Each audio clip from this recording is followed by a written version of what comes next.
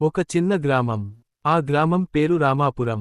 ఆ గ్రామంలో రామయ్య అనే ఒక రైతు ఉండేవాడు. అతనికి ఇద్దరు కుమారులు, పెద్దవాడు రవి, చిన్నవాడు కిరణ్. రామయ్య చాలా కష్టపడే మనిషి. పొలం పని, పశువుల సంరక్షణ, ఇంటి బాధ్యత అన్నీ చూసుకునేవాడు. రామయ్య ఎప్పుడూ తన పిల్లలకు ఒక మాట చెప్పేవాడు. పుస్తకాలలో నేర్చుకున్న జ్ఞానం చాలా మంచిది. కానీ జీవితంలో నిజంగా నేర్పేది అనుభవం అని.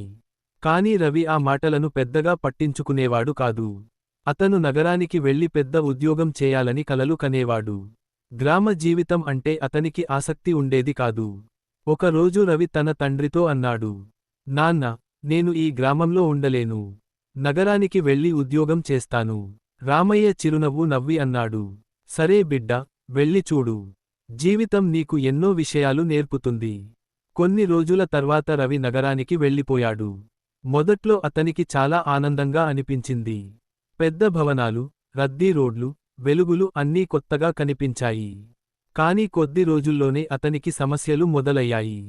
ఉద్యోగం దొరకడం చాలా కష్టంగా మారింది. డబ్బు కూడా త్వరగా అయిపోయింది. గది అద్దె, భోజనం ఖర్చు అన్నీ ఎక్కువగా ఉండేవి. అప్పుడు రవికి తన తండ్రి మాటలు గుర్తు వచ్చాయి. జీవితం అనుభవం ద్వారా నేర్పుతుంది అన్న మాట. ఒకరోజు అతను ఒక చిన్న హోటల్లో పనిచేయడం ప్రారంభించాడు. అక్కడ రోజంతా కష్టపడాల్సి వచ్చేది. పాత్రలు కడగడం, టేబుల్స్ శుభ్రం చేయడం, కస్టమర్లకు భోజనం ఇవ్వడం ఇలా ఎన్నో పనులు చేసేవాడు. మొదట్లో అతనికి చాలా బాధగా అనిపించింది. నేను చదువుకున్నాను, అయినా ఇలా పనిచేయాల్సి వస్తుందా అని అనుకునేవాడు. కానీ క్రమంగా అతనికి ఒక విషయానికి అర్థమైంది. ఏ పని చిన్నది కాదు.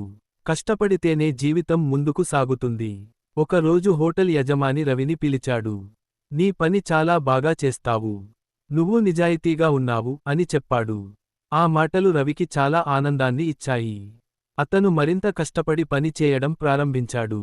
ఇక గ్రామంలో కిరణ్ తన తండ్రితో కలిసి పొలం పని చేసేవాడు. వర్షం పడితే పంట బాగుంటుంది. వర్షం లేకపోతే సమస్యలు వస్తాయి. అయినా కిరణ్ తన తండ్రితో కలిసి ధైర్యంగా పని చేసేవాడు. ఒక సంవత్సరం గ్రామంలో తీవ్రమైన కరువు వచ్చింది. పంటలు పండలేదు. రైతులందరూ ఆందోళనలో పడ్డారు. కానీ రామయ్య ధైర్యం కోల్పోలేదు. జీవితం ఇలా పరీక్షిస్తుంది. మనం ధైర్యంగా ఉండాలి అని అన్నాడు. ఆ సమయంలో కిరణ్ కొత్త ఆలోచన చేశాడు. పొలంలో కూరగాయలు పెంచితే త్వరగా అమ్ముడవుతాయి అని భావించాడు.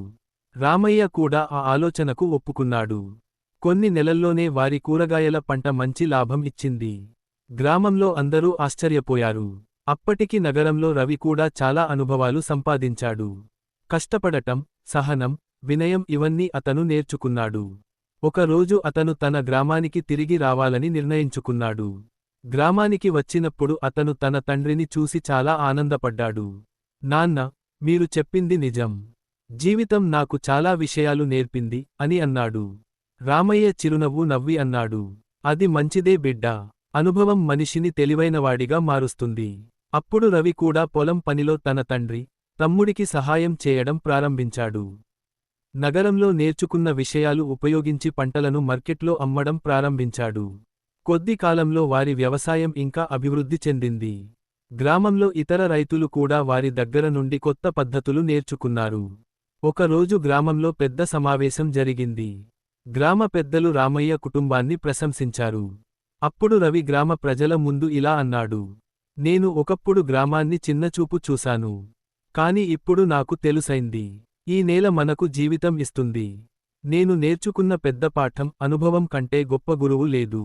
ఆ మాటలు విన్న అందరూ చప్పట్లు కొట్టారు. ఆ రోజు నుండి రవి తన జీవితాన్ని గ్రామ అభివృద్ధికి అంకితం చేశాడు. రైతులకు సహాయం చేయడం, కొత్త పద్ధతులు నేర్పడం ఇలా ఎన్నో మంచి పనులు చేశాడు.